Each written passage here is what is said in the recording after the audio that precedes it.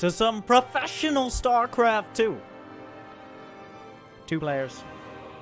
1 match. 1 dream. 1 destiny. It's a Protoss versus Terran on Triton. One of the smaller new maps featuring a watchtower. We kind of got rid of this idea a while ago. I want to talk about it a bit. Man, I could go on and on about maps. In fact, if you've actually gone into... Stop. I'm already getting off track of my tangent. We are off... Jimmy! Stop. Oh my god. It's a mess.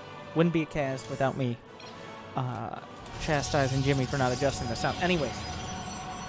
I thought we got away from watchtowers, like, right in the center of the map a while ago, because everyone kind of agrees that's lazy map design, right? Where, well, if you control the very center, then you kind of have vision over every potential attack path. But on Triton, it is on a low ground, and it is difficult to hold on to, and it's not near any base. So there's that. But still, it's a little lazy, in my opinion, when it comes to maps. But I do appreciate it's a nice winter-themed map. I am partial to that. So, but anyway, on to the game. This isn't Tastosis. Cure, the Gatekeeper Terran. The Terran player who literally has been in Codas so many times, they gave him an award for it. But the player who can beat anyone, but is almost never the favorite. But maybe up against Nice. I believe this is the Korean player Nice from Triumphant Song Gaming. Yes, that is the team name. Triumphant Song Gaming. So, Nice. Oh no, the Taiwanese Protoss player. Wait a second. I remember. A friend of Haz. I've seen some games from him. It's all flooding back. A Taiwanese Protoss. Uh-oh. Well, we'll have to see. Protoss... He's already out on the map, by the way. That probe. Hiding in the bushes, as probes do. You know. As probes do.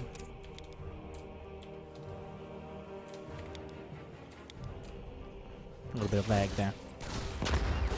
First Reaper coming in. Gonna pick up 1 kill. The rest on the chase. Stalker comes up. Why did it get 1 kill is the question. Oh, well, when you go for Stalker, and if you don't invest enough chrono... Oh, God. Are Reapers not the most annoying units in the history of StarCraft? Like, other units can do a lot more damage. Other units can do a lot more damage. Other units are more effective. But Reapers are the most annoying little shits. Wait, does a Reaper beat... Reapers don't beat Tickle Monsters, aka Sentries, one-on-one. But it's a pretty close fight, is the amusing part. It's going to be a Twilight Council. It's looking like Blink... Oh, he got... Ladies and gentlemen... The citizen's arrest. Stop right there, Reaper scum. We've had enough of you. We've been harassed. We've been beat up. We've been knocked around. It ends here. This is a Blink all-in, by the way. Will Kira recognize it? He's already... This is a very old-school build. Blink all-ins have been a thing ever since, well, pretty much StarCraft 2 came out and Stalkers existed. Now, with Legacy of the Void, and even recently, Hallucination, only costs 75 energy, making it a lot more accessible and giving you a whole lot more options when it comes to hopping up into that main base. So, double medevac, double mind drop. I think he caught a glimpse of it. I'm pretty sure. Are the Stalkers moving? Is he just going to go? He can take advantage of this time. No, he's going back. He definitely caught a glimpse of it from the eye of the Xel'Naga. That's how many gates? Is that 8 gate Blink? 1, 2, let me count. 1, 2, 3. Hey, move. 3, 4, 5, 6 gates. 6 gates. A very middling amount. Down goes the Widowmine, but the other one with the classic tactic, it just walks in. What a professional gamer play. Oh my, the Widowmine that just walks in kills 5 probes. He dropped it out on the other side. The bait and switch. scuttles its little Widowmine legs in and slams the probes down. They're very cute, though, until they make things explode. The production tab is quite a story. Oh, we got the medevac on the backslide. Where's the hallucinated Phoenix? Oh, he's gonna bring the sentry up close. Does Cure... Stim is still halfway out. There are no tanks. There's no Widowmines in the main. Hallucinated Phoenix. I'm pretty sure Cure, his star senses are tingling. I don't know if you want to blink up there. Nice, he's still trying to get damage done. He's actually building probes again now. Down to 36. Whenever a Terran player has this many more workers, it's not just the Widowmine. Oh, he just jumps on it. He's just right on top of that bunker. There's still a lot of bio coming up. No medevacs on... Well, medevac's still a long way off. He's going to trade out here. He needs to do a lot of damage. Even if he kills a dozen, 2 dozen SCVs, that's not the end of the game, because Nice has nothing to fall back on. He has these Blink Stalkers and whatever he decides to warp in, but as time goes on, it will favor the Terran player because bio units are simply just better. It's in large groups, you got medevacs, +1, stim, combat shield. Cure has mostly stopped the bleeding. Nice is running out of options. He has to go. The medevacs are here. There's very limited time until the bioarming... that's optimistic. Pylon just... Get off my lawn, Kira says. He's had enough of the... Oh, I'm Link trying to get a medevac. If he could get a medevac, that'd be huge. But Steam is done. +1, 10 seconds out. Combat shields a few seconds behind it. And concussive shells as well, in case he gets caught. Did he really not cover this? Well, surprise. Well, not all the Stalkers quite made it. One Stalker is actually trapped, which is... How does that even happen? Anyways, the rest of the units are trying to come around. They'll find some Widowmines. A nice move... A nice move by Nice. Oh, he blinks forward with a couple Stalkers. Maybe a little too forward. Okay, bio units are pretty good. He kind of just slams and jams. And that's that.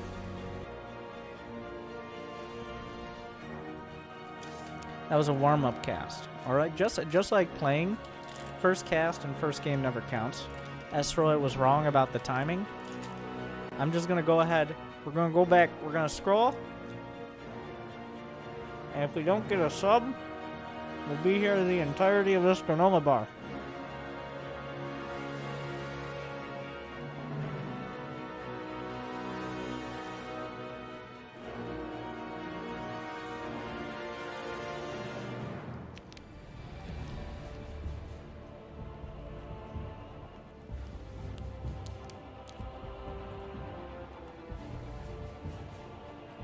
J6, I stopped it. It's between them. I clicked. It didn't click on anything.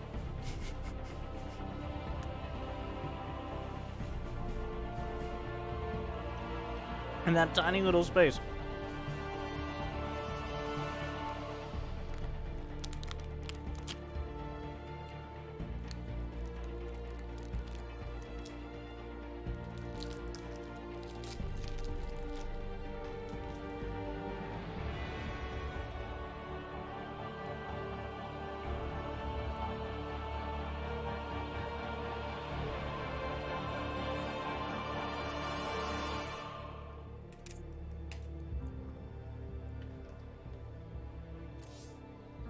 Is this going to be the BlizzCon map pool?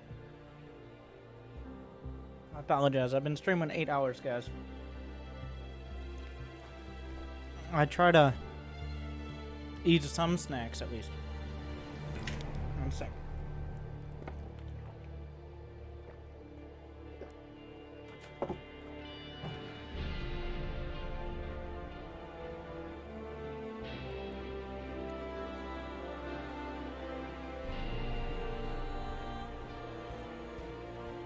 Downside of granola bars, there's that one little bit. Look at the... Everybody, distract yourselves. Be distracted.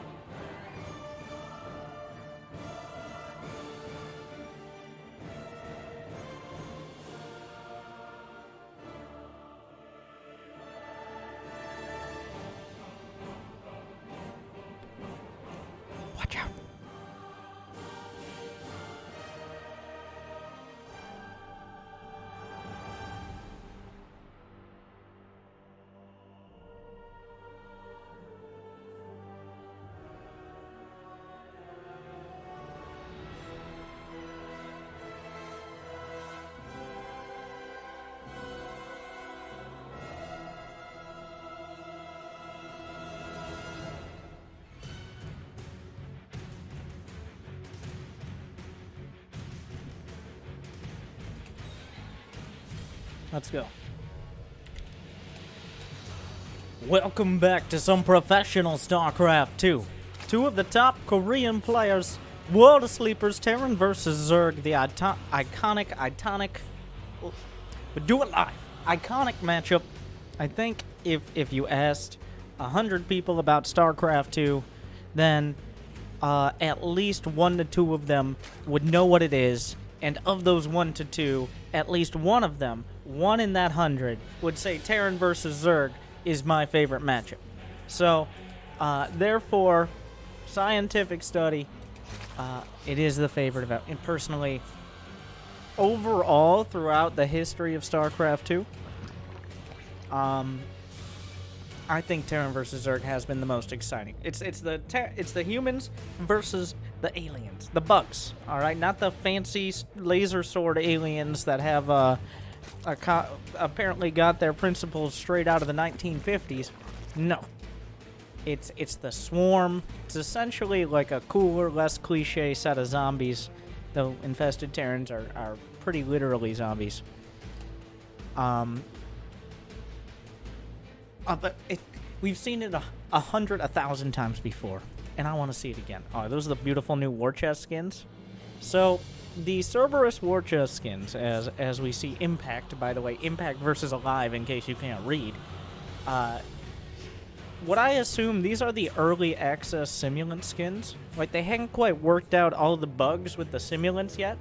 So they did a Kickstarter, and this is what they came up with. But, credit to them, they actually did eventually release the simulant skins as a full package as well. So, good for them. And now we get back to caster mode, of course. And the best way, for those of you aspiring casters, what I find is the best way to, and try not to point it out every time, because otherwise it's a little awkward, but you just start reading the production tab and use, pro tip, Control-Shift-F to camera follow a unit. And now we see the Reaper on the way back at home, a factory, a command center, 2 queens, gonna have a 3rd hatchery coming up. So, the standard playbook here. We've got Zergling speed. There's not a little bit of fancy Zergling micro, distracting the Reaper from trying to block the 3rd. I don't believe he sent an SCV out early to potentially be on location. Back at home, Hellions, 1-1-1. Barracks Factory Starport seems to be the choice. Yep. What a crazy... Where are you going? No, come back. Alive. Alive. Okay, the factory. Looked like it was going to fly off into the sunset for a second, but no. Couple Hellions on the way. Now, the question here, and I really like this, is Overlord speed. It's on discount. It was 25% off.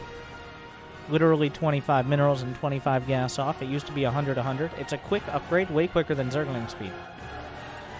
And now, all it took was a 1 Baneling discount, and Zerg players are like, huh, this Overlord speed upgrade's pretty good. And then you can actually scout your opponents, even if they have a Marine or 2 early on. We got a fusion core. It's going to be the happy ships. It's going to be the Battlecruisers. Don't bore me alive with some sort of silly Liberator range build. Nobody wants or cares about Liberator range. No, this is the macro cruisers. The counter Impact already has on the way. What? Look. Really? Are you going to fall for this? He started the cloak here. Go back. Yeah, what do you think was going to happen? Go back in. Does he see the fusion core?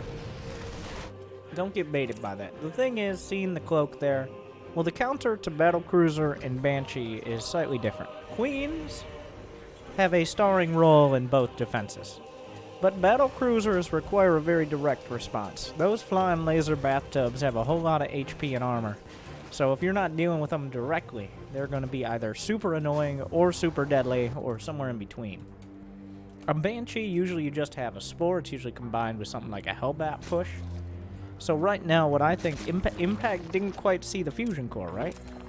So while he might suspect Battlecruisers, especially as Banshees don't come in for a little while, he may not have the direct, strong response that is required to deal with the Battlecruisers and not be just behind overall, feeling like you're chasing a big-ass capital ship around the entire map. A second Overlord is intercepted and shot down by the Viking. Well, is that... what is... oh, yeah, I've noticed a few players. I'm not sure if they're teamless players overall, or it's just...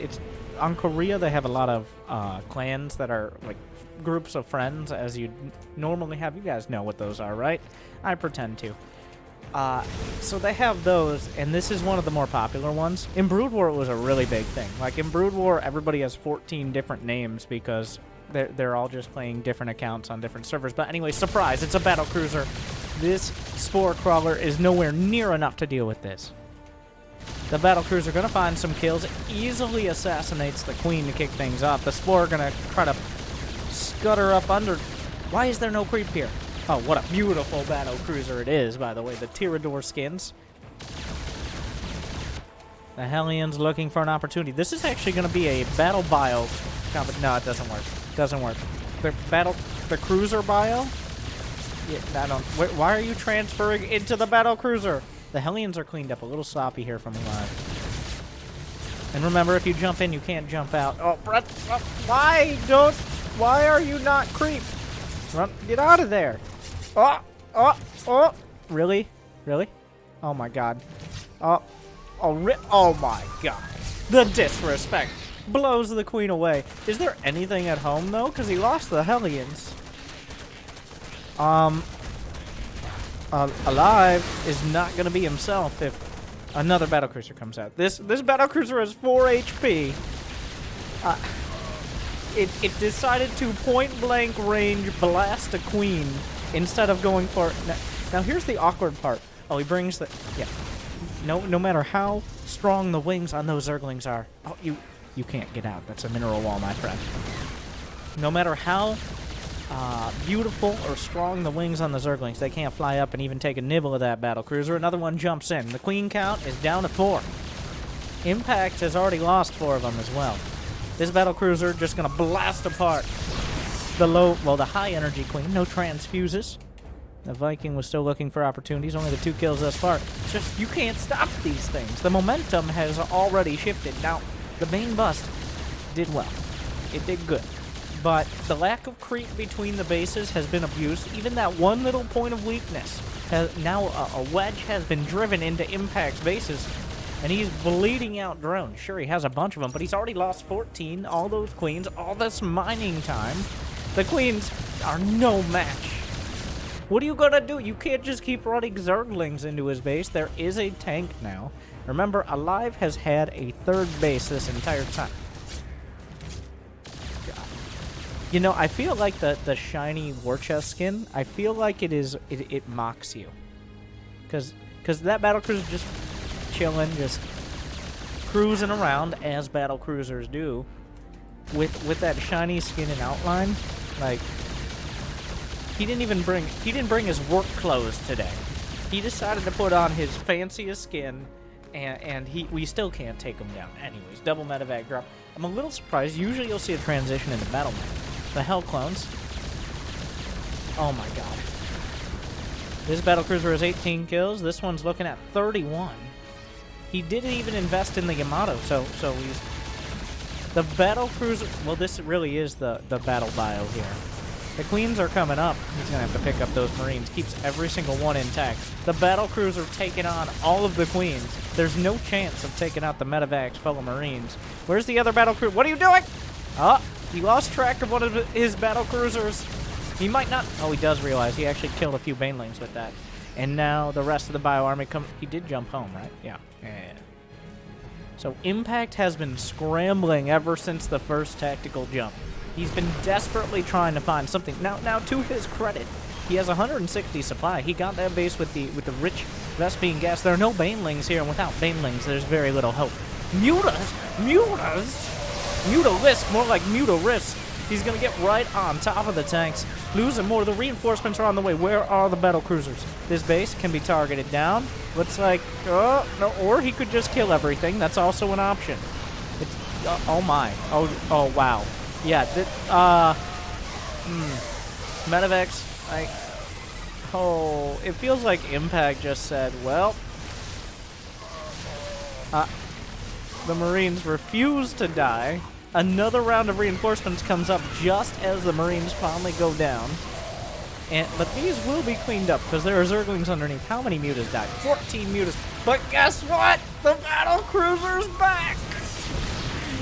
He's very unhappy about the loss of all those. Why are there Marines here? The units are scrambling back again. There's not enough. What, 7 mutas? A Battlecruiser shrugs. That eats them for breakfast. If Battlecruisers could eat, they'd probably do it with a pinky in the air and a scowl on their face. But the Battlecruiser finishes off the base. It does have tactical jump online. Might even be able to pick up a muta. Not quite. Overall, Alive maybe bit off a little bit more than he could chew.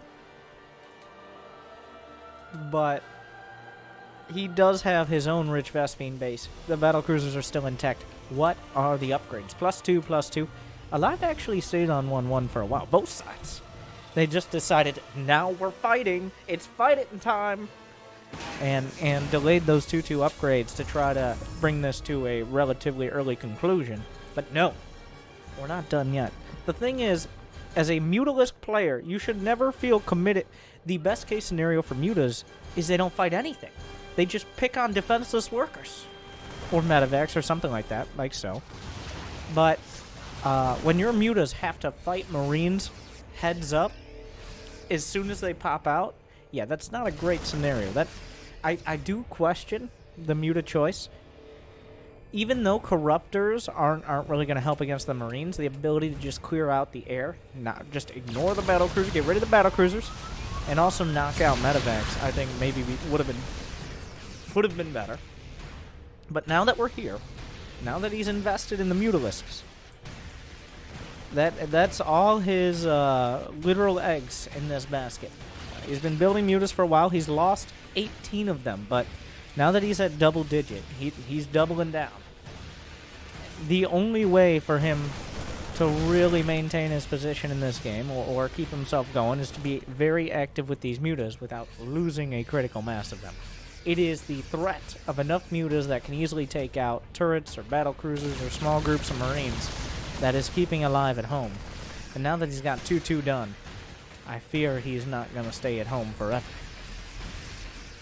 Battlecruiser just eating a lot of shots. +2 melee attack and +2 air weapons on the way. There's a couple turrets at the rich base. He just goes straight for the cruiser. It jumps away.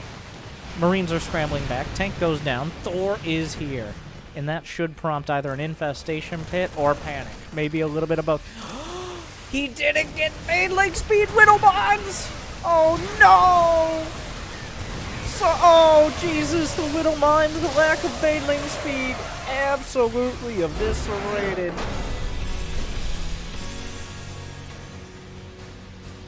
Impact was teetering for a long while.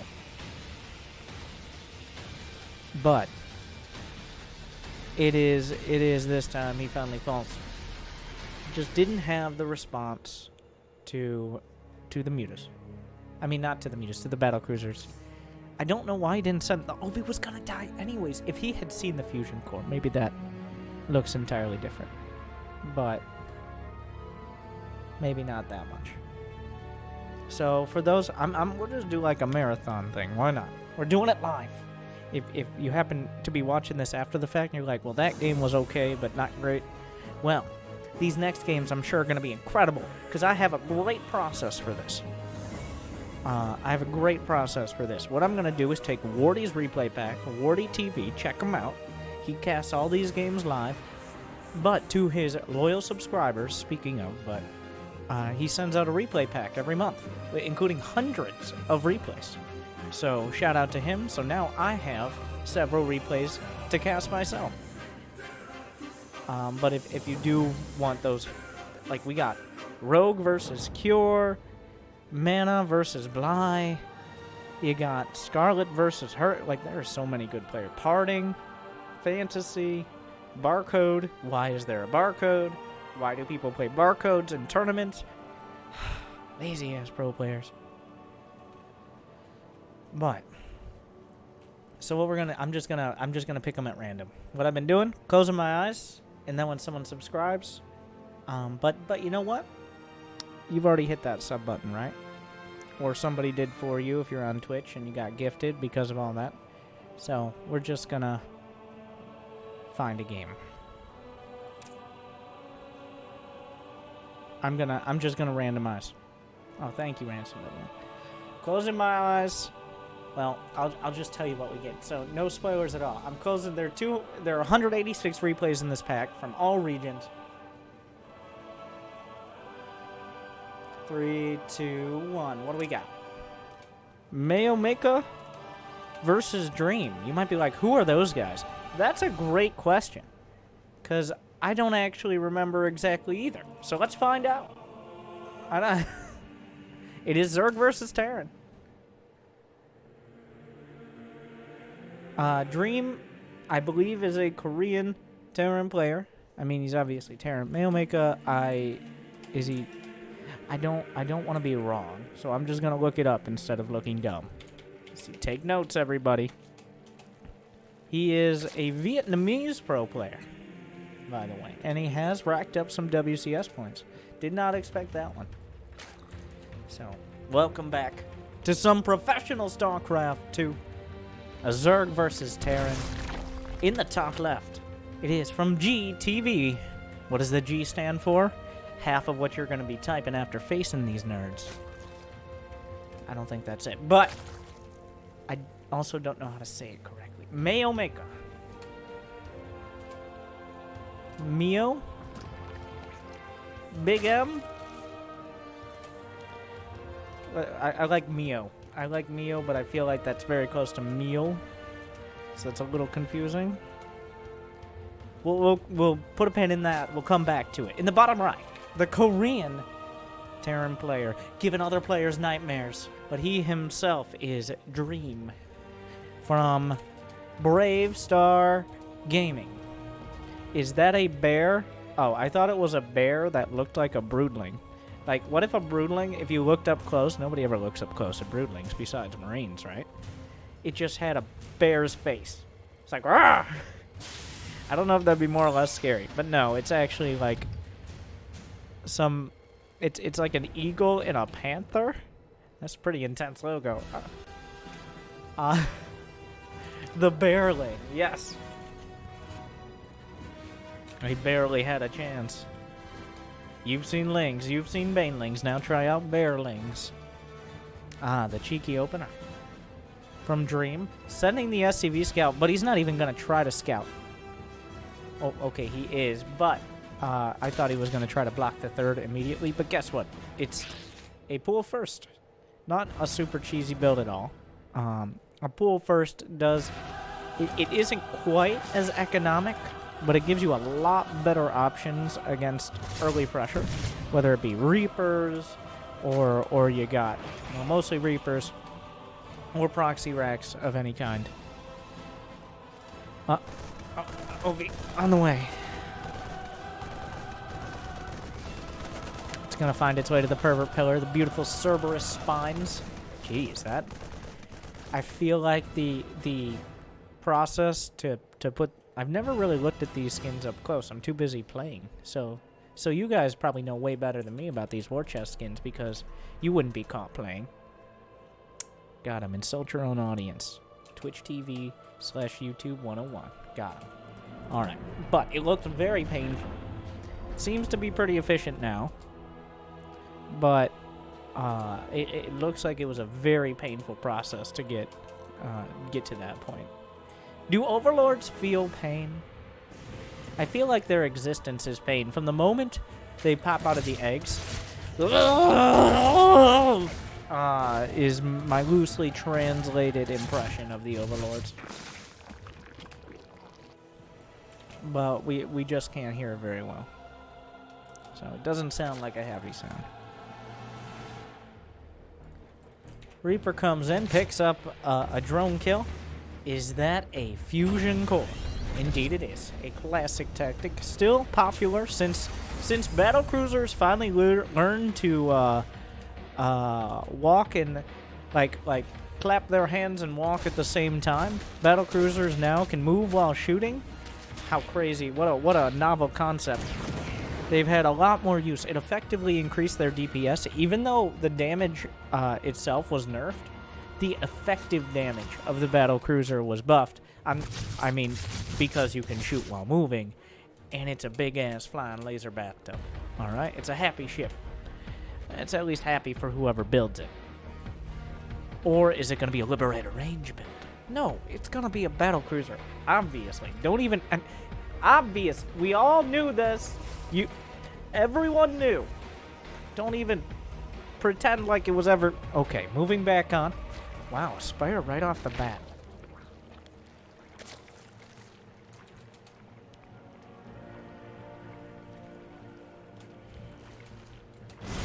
I like this move. Did he see the fusion core? Is this just his go-to strat? I guess.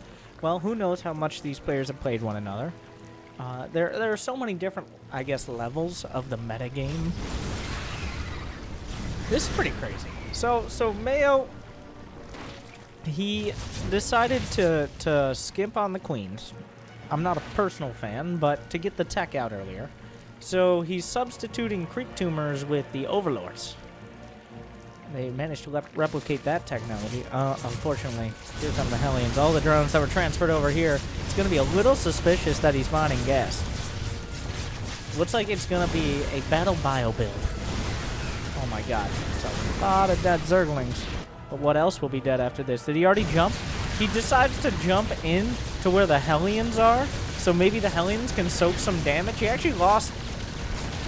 The last hero Zergling got the kills, but this is what happens when you skimp on the queens.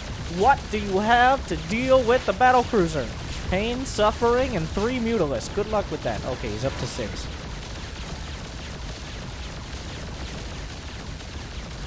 The Battlecruiser just kind of... Oh my god. Even everything about the skin is bright and shiny. Even like the drive exhaust. Look at that. It's like it has lens flare. 6 meters on the way. This is just kind of cruising around. This is the most appropriate. Well, the top 2 Battlecruiser skins, we can have a discussion, but you might be wrong.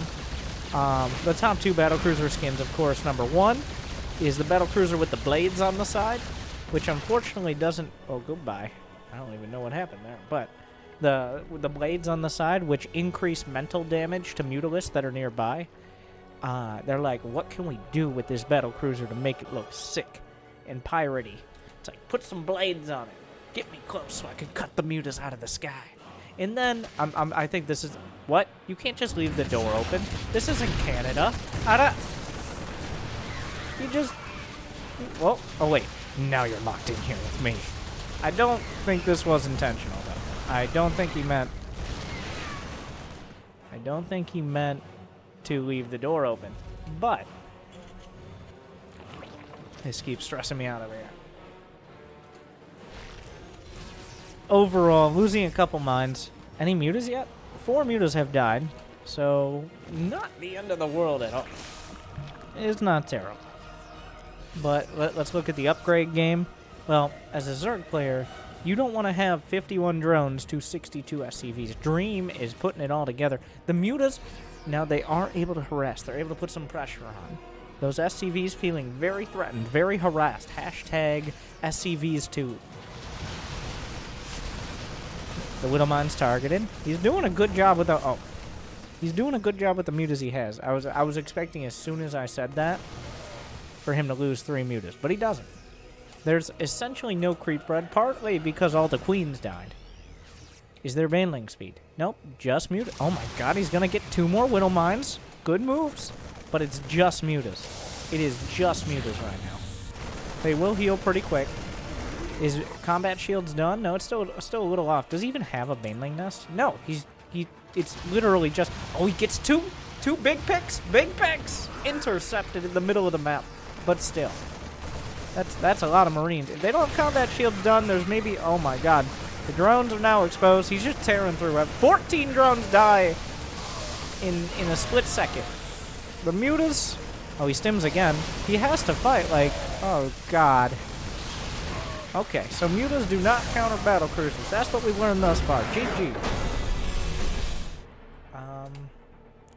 Muta's not a great battlecruiser counter. Battlecruiser's very strong. Muta's not strong. Not strong. All right. Let's pick that next match. This is pretty terrifying now that you mention it. We've got... Oh. This is like the least scary picture of a bear that you could have used. Like, of all the... I mean, it's a little scary. Alright, but... What if you just used... Alright, you gotta have something... that inspires fear. The normal broodling face. So, obviously here... what you're gonna need is something a little better. There you go. Now, fear should be struck into your heart. When the Bear Grillslings. Okay, that was really dumb. Almost as dumb as going mutas against Battlecruisers. Anyways. Alright, random, scroll up, scroll down, scroll around. What do we got? We have Impact. No, I'm not doing another game of Mayo. I'm going to go ahead and try to find a game. New players. Give me new players. We got... Oh, okay. Wish me luck pronouncing this one. But another TERRAN versus ZERG. Apparently that's what we're doing.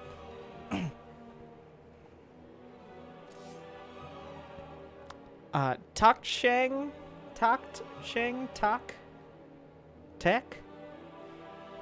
versus Ragnarok, making such a big splash in GSL this past season.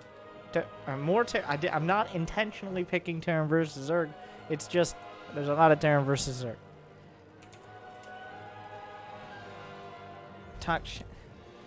Okay, Avex, it's time to stop. It's time. Oh my god. Jesus. It's time to stop. Shane. It's you thermal? This is you thermal? I won't believe you unless he proxies 3 Rexes and then never gets anything but Marines, Medivacs, and Siege Tanks.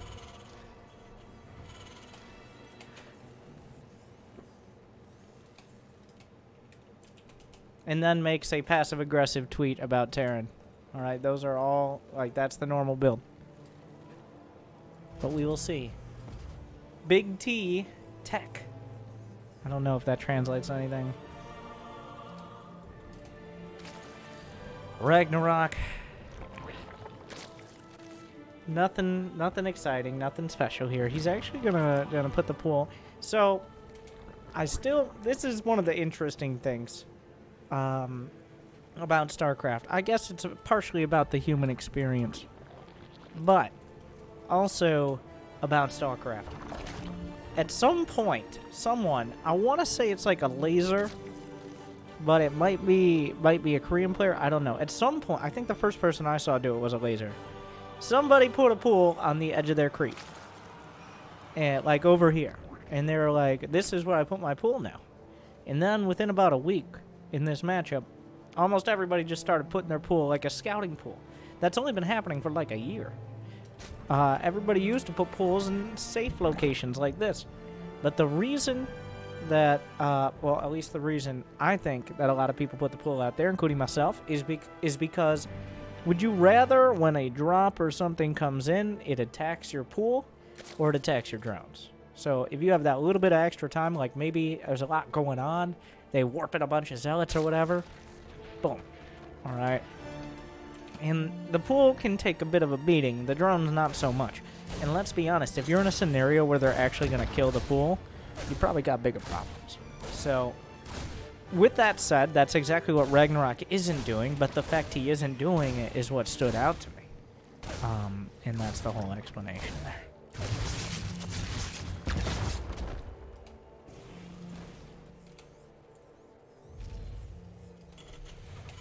Our third command center. The Greed. The Greed. How dare he think he can get away with this? Okay, that's a little strong. But Whenever a Terran player does this, I'm like, how are you so convinced that he's not just gonna build? Sure, you can scout, but how do you know he's not just gonna build like 8 roaches and 12 lings? Like, you can't get that Reaper in reliably. How are you so confident? Because at this stage, Ragnarok could be going for a big roachling all-in. I guess this is one of those like, well, if he does a roach all-in, then he's a cheesy noob and he got lucky.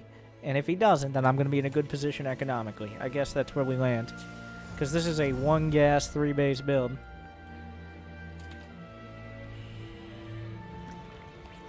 And so far, well, wait.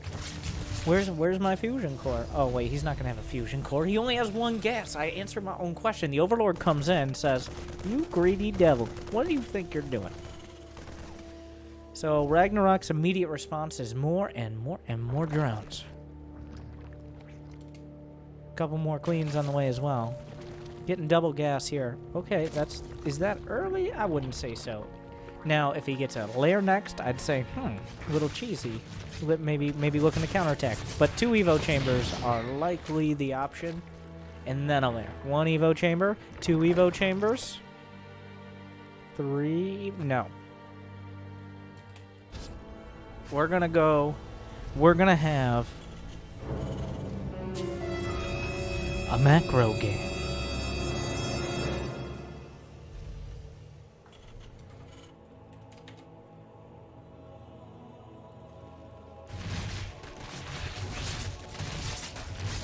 The rock's being taken down. The slow zones, well, the slow zones don't cover the entire attack path. So this will open up an opportunity for better surrounds. And siege tanks really like choke points and really like slow zones when they're on the right side of them. 1-1 on the way. I'm just, since I'm not 100% this is you, Thermal, but I tend to believe you because I have no idea who Tak Shang is. And this is a pretty high-level match casted by Wardy, originally from his replay pack.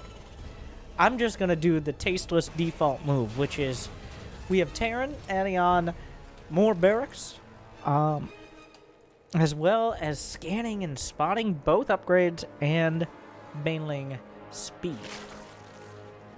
So he understands that Ragnarok not interested in trying to kill him right now. But he is going to be strong if he's let go for too long. Okay, so that is a classic mistake of Terrans. There are a handful of Terrans. On paper, sure, Terran can get up to 200 supply and have a strong army. Sometimes even quicker than ZERG, to be honest.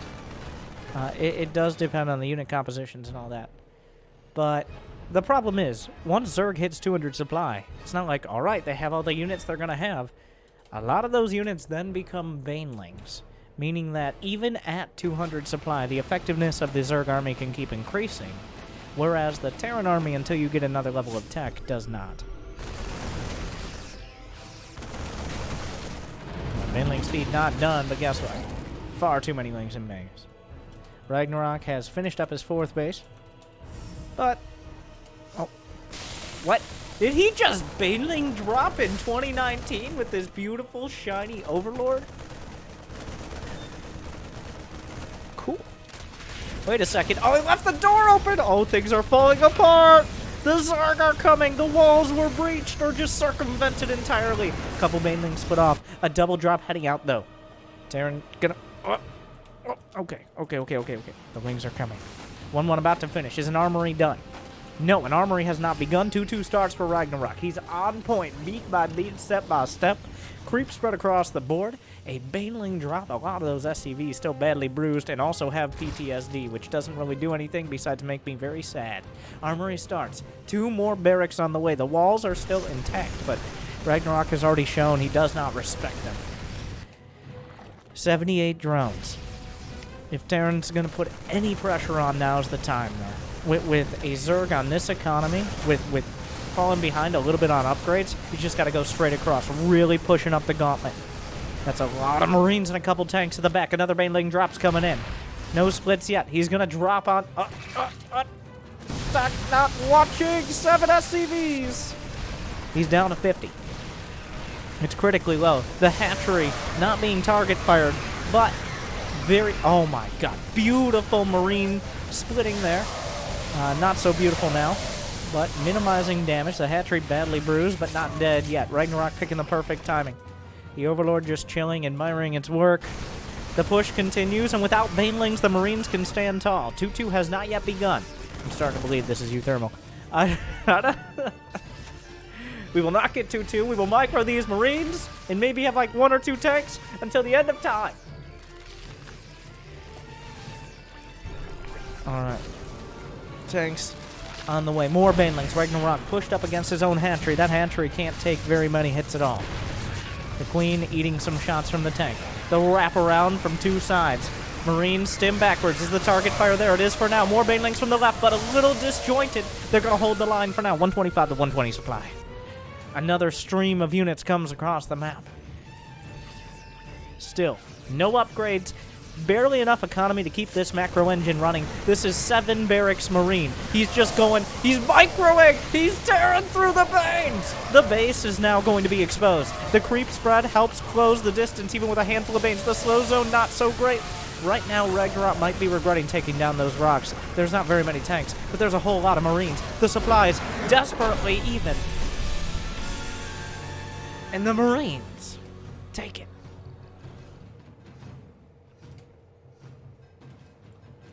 Wow. That was some really good Marine micro. So if you just micro your Marines super duper well and don't take any bad hits to Banelings, then you might have a dream. That was actually super good. So why don't we We're getting better and better TVZs. You know what? We're just going to continue. I'm going to find another TVZ with players we haven't seen yet. So each TVZ has been better so far. This is the TVZ marathon. TERRAN versus ZERG. Bugs versus humans. The original matchup. But what do we have next? Let's find another one. You see, now that I'm picking it instead of randomizing it, it's going to be a terrible game. But we're going to find out.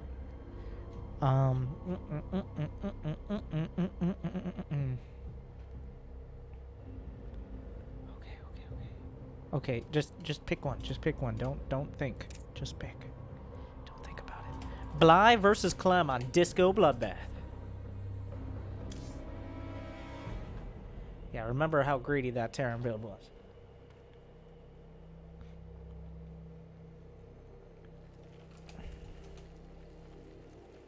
So far, the Terran players have taken every game. By the way, in this Terran versus Zerg marathon. Hopefully you've enjoyed so far. Smash that like button because who knows, Bly might win the game or lose it in 3 minutes. You never know. Bly, pretty sure he's Polish. The Zerg player in the top left. Clem, the French Terran from Infinity Gaming. Bottom right. Another young Terran player. Young Terran players. Now the youngest Terran player to ever qualify for a major premier tournament ever. You might recognize him. Maru at the age of 13. Flash was winning tournaments at 13. The Terran seems to attract those. Now all races. Like Rainer's young as well. But Clem, I think, is 17 now. Is Ukrainian. So close. I mixed him up with a laser. I'm sorry, Bly. I apologize. But it does seem to be that they're very micro-heavy in Clem in the matches I've seen. I might be entirely wrong. I haven't seen that many matches from Clem. But he's all about that pinpoint micro. Like perfect Marine splits, macro, on point. If he's going to go late game, he's going to use the super complicated, like Ghost, Ranged Liberator, all of this unit composition. A Terran's Terran.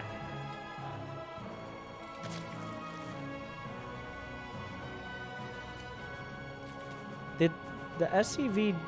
Is this the normal pathing? I guess so. I thought he was trying to evade overlords or something, but that would be kind of silly if you're just going to scout his base anyways. So...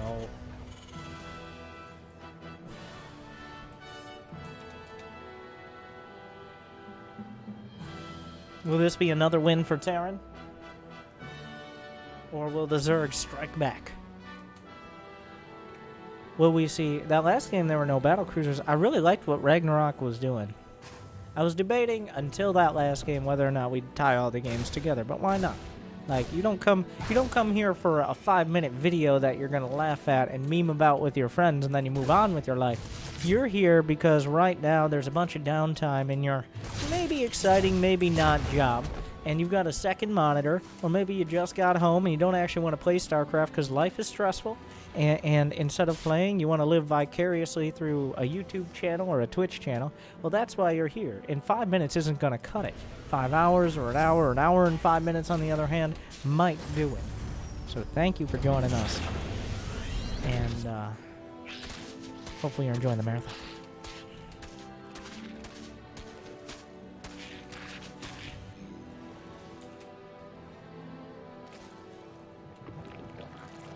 I'm getting dizzy. All right. From Bly, just kind of sending out Zerglings. I don't. This wasn't a pull first. This was just, I'm sending out Zerglings. Reaper gets in. It's racked up 1 kill. Would actually get out as well. He's also blocked the base with an SCV. He's gonna buy some time. Body block for the Reaper. Well, we already did the dance around here earlier. He sent out another one. Why are there Lings at the natural? They have yet to kill an SCV. That will still be true at the end of this. And we're on Disco Bloodbath. So if this game does get to the 4-base scenario, a lot of the time it will go to that supreme late game, if you would. Oh, really? Whoa.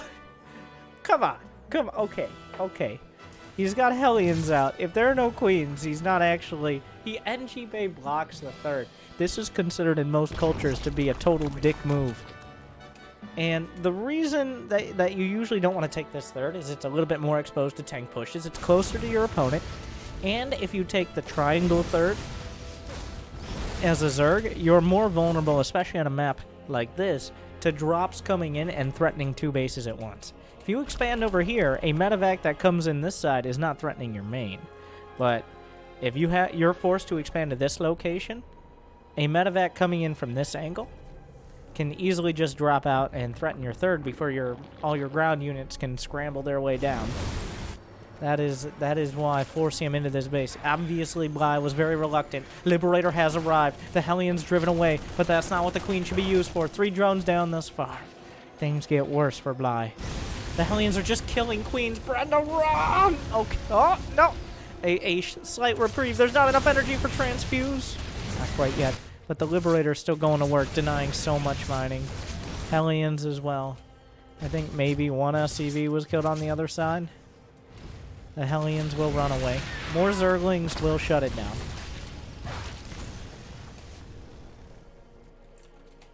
What, did you get out? A Spire. Oh, run. And into the disco darkness. The Liberator will wait and watch. 2 Hellions and 1 Reaper try to get some damage done. Might actually find a kill. And I believe the Liberator spotted, but they will confirm the Spire.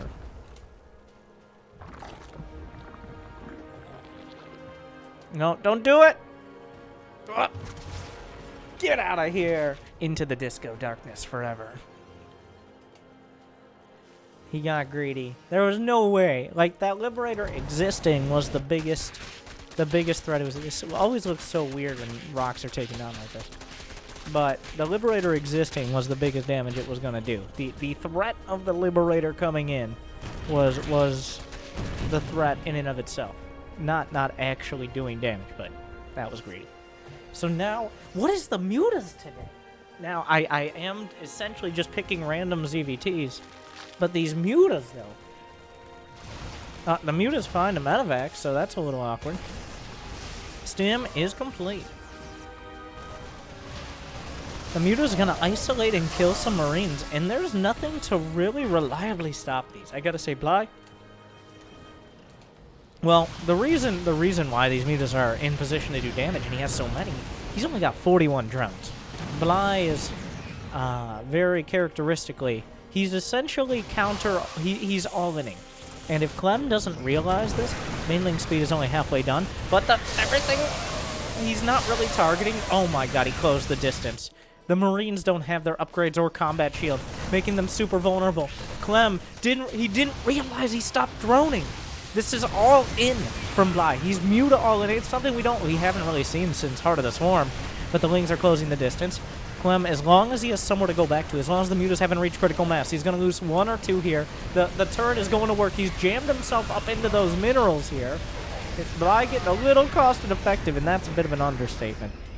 More Zerglings and more, well, soon-to-be Banelings, but 1-1 has completed. Clem is holding for now. He's got 15 more workers. Bly is not taking his foot off the gas pedal. A scan, not a single drone at this base? That's a little suspicious, and by that I mean it's time to build a bunch of turrets, maybe even some mid-game bunkers. Because all Clem has to do is defend against the mutas, make sure they don't do critical damage, and build up a solid army. He has better upgrades. Yeah, there's the mid-game bunkers. Not as common just because they're usually not needed in the middle of the map. Maybe on the sides, but the tank's going to siege. A lot of Lings and Banes. He's going to continue grinding through almost perfect splits. Good enough, and the mutas are forced back, picking off a medevac. The SCVs are exposed. The Banelings. Oh, he's trapped himself! It's a disaster! Let me out! The Banelings are really confused about the cartography of the area. 14 SCVs go down, but the building supply depots trapped all the SCVs in that base, and it's a wonder. Even like you can see Clem like, are you serious? Are you serious right now? How do you have all these units? And the answer is because he has no drones. Oh my god. Why?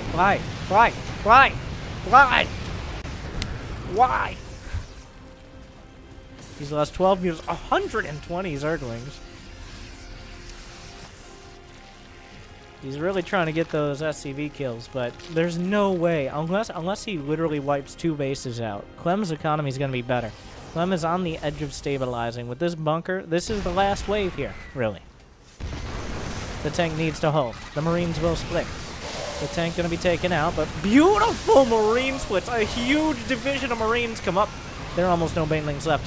What? Where are the mutas? There are no mutas. Oh, the Banelings connect, though! 13 more SCVs. 15. But he's lost all his mutas. The mutas are what creates momentum. The Terran army is out for revenge. There's no Banelings at home. He's building drones. Of all the times to build drones, Bly decides on possibly the worst one. Clem now felt pressured to counterattack. Unfortunately, the Banelings will not be ready. Now Clem doesn't know that for sure. He's going to pre-split. There's a Widow Mine. But 1-1 Marines. Beautifully done thus far. Oh, he picks up. Thor is here. He's going to split via the medevacs, and down goes Bly. Another one. Can I get... Jimmy, let's load it up. Let's load it up. Oh, let's see. Do Zergs have a dream? As we randomly pick ZVTs from a bunch of different players, does Zerg even have a chance in this matchup? That's the question. If we're going to put a clickbait title, does Zerg have a chance against Terran? Is Terran too strong? Is it? I'm sure Terran players have strong opinions. I'm sure Zerg players will keep theirs to themselves. But what do we got? We have... I see Fantasy? Did Fantasy play a ZVT? I haven't watched a fantasy game for a while. I don't think so. But who do we got? Let's go. Let's load it up. Let's load it up. Faster. Too slow.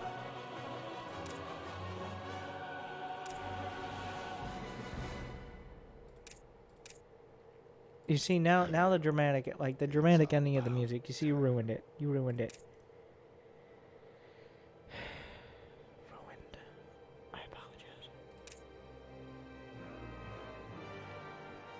What are we gonna do? Oh, there we go. Solar versus Fantasy. Oh, that's a match.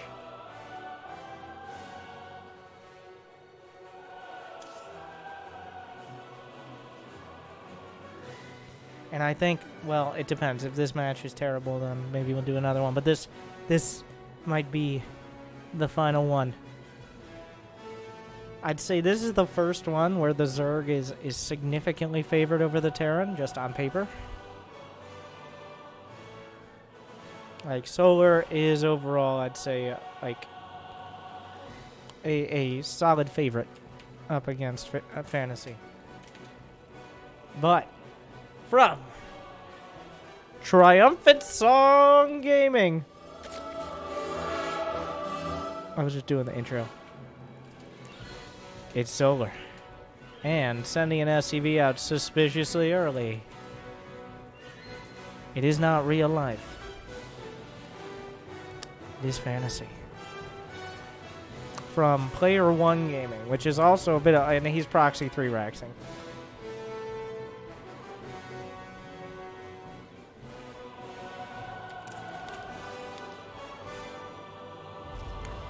And as they say,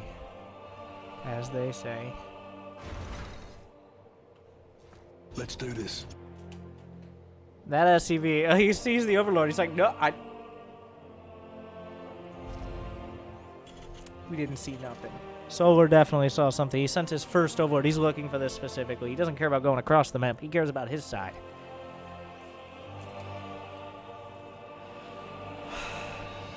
The drone is searching. Oh my god, he just built them in random locations. And there's one. Wait, how many has he seen? Are you kidding? Fantasy playing hide and seek with his barracks. This is he knew he was spotted. He just decided to do. This is almost like such a high-level move, it's rolled over into being a low-level move because now there's almost no protections. Oh, put the paint on it. There it is. More SCVs. The boys have been continually pulled.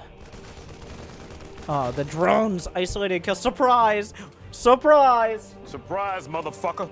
Where did that Marine come from? Didn't expect that one, did ya? What a play by Fantasy! Out of nowhere. Marine from the back line. He's already lost a couple drones. He did kill an SCV, remember. Zerglings are on the way out. They're almost complete.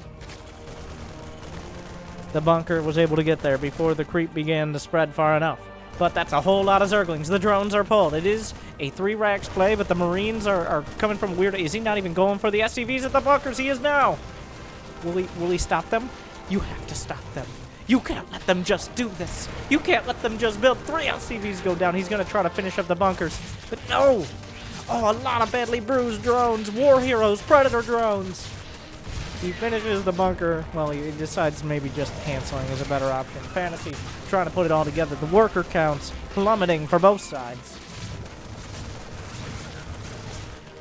So he's still building Marines is the thing. And the rest of them, another, like these are... Oh, he decided 6 more? No, wait. Everyone. 12 SCVs. All of his SCVs pulled. He's on a mule-based economy. All of the boys are on the way across. He's gambling now that his opponent decided, okay, we're macroing it out. But the Overlord spotted. What am I watching? That, where are you going? Okay, they go their separate ways. Another spine crawler. Queens, enough energy for transfuse. There's going to be in just a moment. The SCVs are here. There's no time to wait. There's nothing to wait for. This is it. The spine targeting Marines to start for now. Trying to buffer for the Marines with the SCVs. The boys forming a human shield. Spines ripping them to shreds. The impaler tentacle of the spine going to work. Is there a transfuse? Transfuse used on a spine crawler, which means the Queens are vulnerable. The SCVs, another one! Are there enough Marines? The spine crawler is still doing so much damage. The Queen's holding the line. 10 more Zerglings on the way. What's the play? He has literally 0 SCVs. Literally 0. Not like a couple. No, he has 0. He's lost every single worker. Solar is holding the line for now. the optimistic... Now, if there's another transfuse, I don't know if there's ever a scenario where enough Marines... Now, even though he is on creep, those slow Zerglings have a tough time. It is a mule-based economy. You gotta be... You can't just... how long is that? The drone! The drone killed the mule! The drone! Revenge! Revenge for his fallen brothers! The Zerg strike! And that is the end of that. What would have made all the difference? I don't know. But a poetic ending.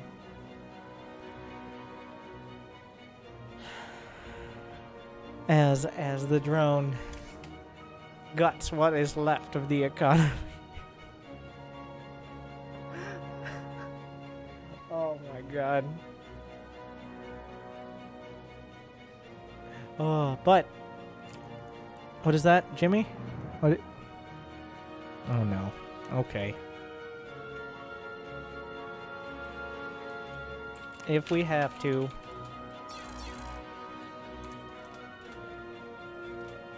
Alright, Jimmy says it's time for an ad. If you guys pause ad block for a moment. Shut up, Statman. I'll be right back. Thank you for watching.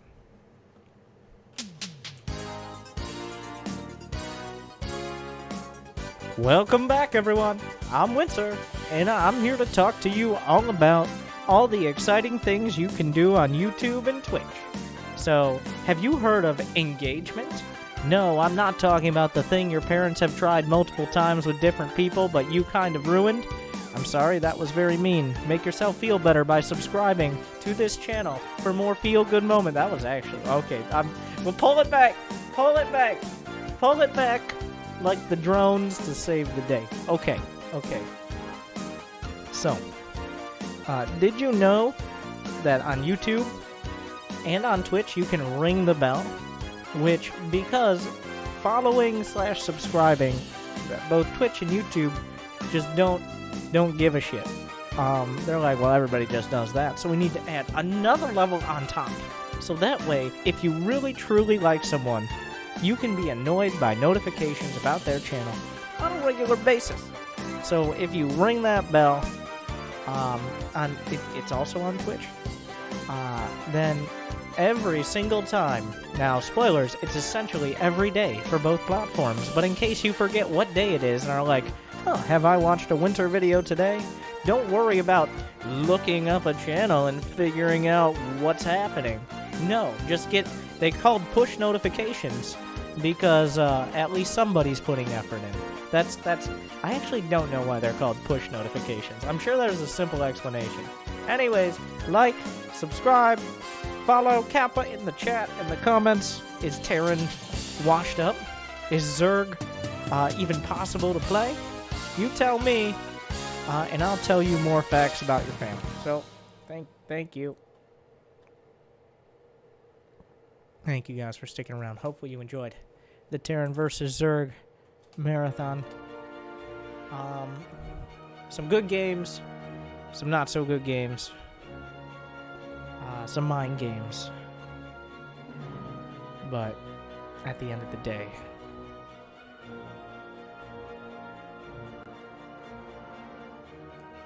nope, nothing. I was gonna say, like, not so bored games, because it wasn't a board game and we weren't bored. Thank you. That's the end. Cut. Edit that last part. Edit it out.